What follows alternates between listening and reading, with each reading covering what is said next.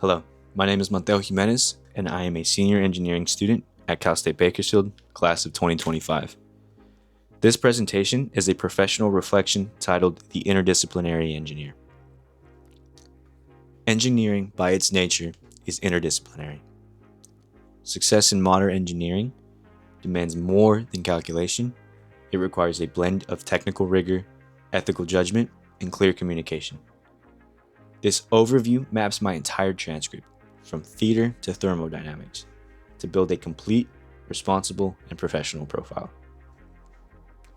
When we look at transcripts, we oftentimes just see a list of course codes and grades. But as I approach graduation this December 13th, I realized that my transcript is actually a map of a complex professional identity. Engineering is not just about calculation, as I said earlier.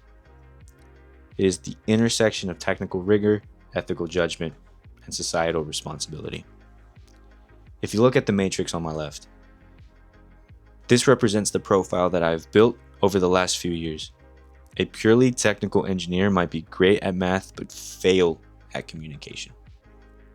My goal at CSUB has been to build a balanced profile, represented by this full shape, where technical skills are supported by a strong ethics and communication. Over the next 15 minutes or so, I will guide you through 4 key areas of my study. First, the foundations, the non-engineering skills that mitigate risk.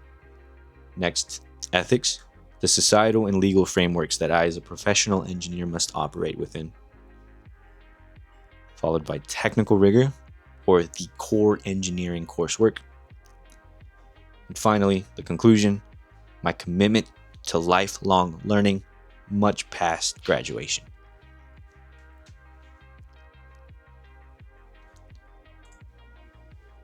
I want to start with the courses that many might consider Gen Ed, but which I view as the bedrock as professional safety. My transcript begins here. English and oral communication provide clarity. Theater and humanities build empathy. Math and science establish the rigor of the scientific method. These are the bedrock of professional practice. First, let's look at communication. You can see courses here like English 1109, English 3109, and Communications B1, which was a summer course that I took at Bakersfield College. Ambiguity is a security risk. Technical writing and public speaking mitigate legal disputes and project failure. In engineering, as I said, ambiguity is a security risk. If I write a technical report that is vague, or if I cannot clearly articulate a safety protocol to my team, the system fails, the project fails, people's lives could be at risk. These courses taught me that technical writing and speaking is a form of risk mitigation. It's about the precision and ensuring that my designs are understood exactly as intended. Next, I want to highlight the arts and critical thinking, specifically theater 1008 and philosophy 1119. Theater, or Introduction to Acting, fosters empathy for user-centric design. Philosophy builds the logical framework for critical thinking. You might ask, how does acting apply to engineering? Engineering is fundamentally about design for the people. Theater is the study of human motivation and empathy. To design a user-centric product or to lead a diverse team, I need empathy.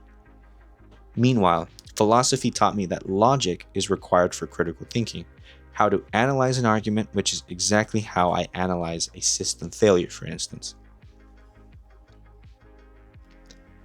Finally, math and science. Math 2520, Calc 2, more on that a bit later. Physics 2210 and 2220, Calc-based Physics 1 and 2, Chem 1000, and Biology 2110. The scientific method is the framework for all of these courses. It's the model for modern design iteration. These courses aren't just prerequisite checkboxes. As I said, they instilled the scientific method: hypothesis, experiment, analysis, revision. This is the exact cycle that we use in engineering design. Whether I'm debugging a code or testing a beam, I am using the iterative process that I learned in these science labs.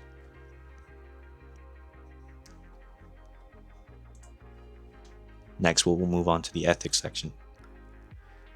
Engineering impacts society, law, and the economy. My courses in ethics, sociology, history, and political science provides the context to design equitable and safe technology. Engineering does not exist within a vacuum. We build these things, like I said, that impact society, law, and the economy at large. This section covers my coursework that prepared me for that responsibility. So I want to specifically discuss my capstone, or Anthropology 4598, a demon-haunted world, alongside sociology and history.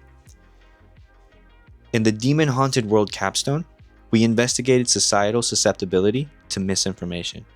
As an engineer entering a world driven by AI and algorithms, this is critical. If I don't understand human bias, I risk encoding those biases into my software, for instance. I have a responsibility to design systems that are resilient to manipulation and that promote truth rather than misinformation. On the right, we have professional ethics, political science, and economics. This is where the real-world constraints are coming in. Economics taught me about resource allocation and how to balance cost. Political science taught me about the regulatory landscape, but professional ethics provided the framework to resolve conflicts between them. If a manager pressures me to cut costs in an economics way, but that way violates safety regulations, ethics gives me the mandate and the responsibility to say no to protect public safety. Down here, I have an ethical simulator.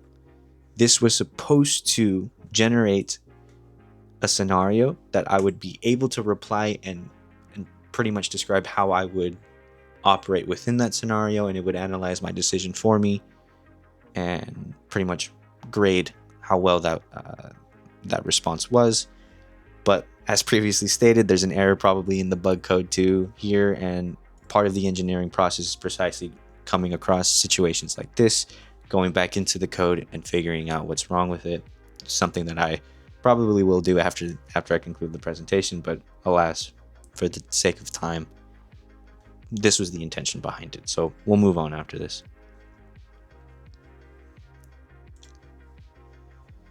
So next, we are in the technical rigor and liability section. This is the core of the major. This is not just one class, it's a progression from statics to senior design. Engineering is creativity constrained by the laws of physics and regulation. So on the slide here on the left, we're applying concepts from machine design and economics of design. It's called the safety factor. So if you slide from the left, you'll have the riskiest of situations here highlighted at the bottom, but you also have heavy situations all the way on the other side. They're extremely safe, but heavy and expensive. They may be economically unviable, though legally safe. If I design a system purely for cost efficiency, I might use a safety factor of 1. Technically, it works, but professionally, this is a negligence. It leaves no margin for error. This creates legal liability and a risk to public safety. If I go too much to the other side, I am over-engineering. The product becomes too heavy or expensive to be viable. My job, as highlighted in machine design, is to find this sweet spot, optimized but compliant with safety codes. You can see the progression on my transcript from statics, which led to dynamics, which led to mechanics of materials, culminating in machine design.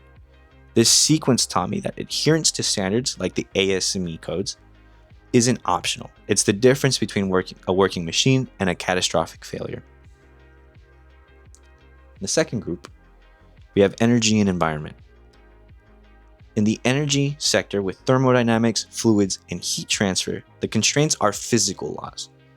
But I also want to highlight environmental engineering. This course taught me that our designs have an ecological footprint, and we have a legal and societal duty to minimize environmental harm. And finally, course 3, systems and management. Courses like project management, total quality management, and operations research. These taught me that an engineer doesn't just design widgets. We manage systems, data, and quality. A single error in circuits or a lapse in quality control can compromise an entire project. Now concluding. Education is not a destination. My senior design project was just the beginning of applying these interdisciplinary skills in a consistently evolving field. This is the first time that I had to independently synthesize the technical rigor of machine design, the resource management of economics, and the ethical responsibility of my profession into one coherent solution alongside my other team members. As a member of the class of 2025, I am entering a field that is changing rapidly, as I stated before. The standards that I learn in class today will evolve. I view lifelong learning not as a hobby, but as an ethical mandate. If I rely on an outdated knowledge 5 years from now, I am designing vulnerable systems. To protect the public, I must remain a student of engineering and of industry forever. I want to conclude, or briefly before I conclude, I want to highlight the underlying theme or concept that was a part of all of this, but wasn't mainly said, and it may not be mainly said by other people, but dedication and persistence and grit is quintessential to being an engineer. I had to take Calculus 2 3 times at Cal State Bakersfield in order to progress into my studies. Now, there was a time and place where I thought I couldn't do it, where I thought engineering wasn't for me, but it was during the struggle and the failure of that course that taught me the resilience and dedication needed to progress and to keep on keeping on. There's a slogan from one of my favorite movies called Meet the Robinsons. It's a Disney movie, and the slogan of the inventor in the movie is keep moving forward, and that is the perfect way to describe my time here at Cal State Bakersfield. Just to keep on moving forward.